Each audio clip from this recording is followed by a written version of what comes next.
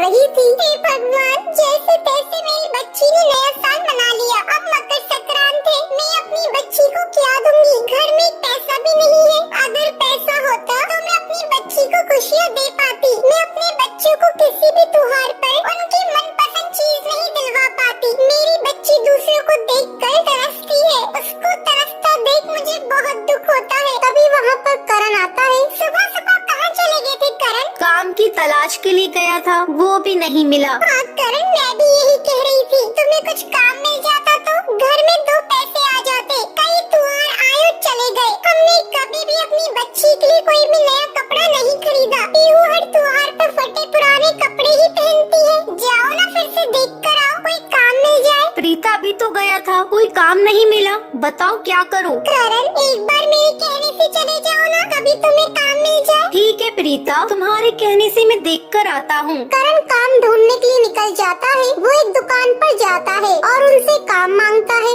मालिक, कोई काम मिलेगा? मैं कोई भी काम कर लूँगा। मालिक, मैं आपकी दुकान पर मन लगाकर काम करूँगा, बस आप मुझे काम पर रख लीजिए। मुझे पैसों की बहुत जरूरत है, मैं आपको शिकायत का एक भी मौका नहीं दूंगा। तू खामखा मेरे गले पड़ रहा है। मैंने कहा ना, कोई काम नहीं है, जा तू यहाँ से। साहब, मैं गरीब हूँ, मकर संक्रांत का त्योहार आने वाला है, बच्चों के लिए मिठाई और कपड़े खरीदने हैं। भाई तू किसी और की दुकान पर जा, मेरे पास काम नहीं है। करण उदास होकर वहाँ से घर आ जाता है। करण, तुम उदास मत हो, मकर संक्रांत आने में अभी थोड़े दिन बाकी है, तब तक कोई न कोई इंतजाम हो जाएगा। कल तुम घर पर रुकना और पीहू का ख्याल रखना, मैं काम ढूंढने के लिए जाऊंगी। अगले दिन प्रीता काम की तलाश में भटक रही थी, तभी एक लड़की रो रही थी।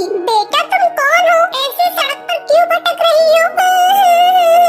आंटी, मैं अपनी मम्मी पापा से बिछड़ गई हूँ, पता नहीं मेरी मम्मी पापा कहाँ चले गए। बेटा तुम रो मत, मैं तुम्हें घर छोड़कर आऊंगी, बस तुम मुझे अपने घर का एड्रेस दे दो। प्रीता उस लड़की को सही सलामत उसके घर पहुँचा देती है। उस लड़की की माँ करीना प्रीता को इनाम के तौर पर मिठाई और पैसे देती है। प्रीता उन पैसों से पीहू के लिए नए कपड़े खरीदती है और फिर सभी धूमधाम से मकर संक्रांति की तैयारी करना शुरू करते हैं। तो ये थी आज की कहानी।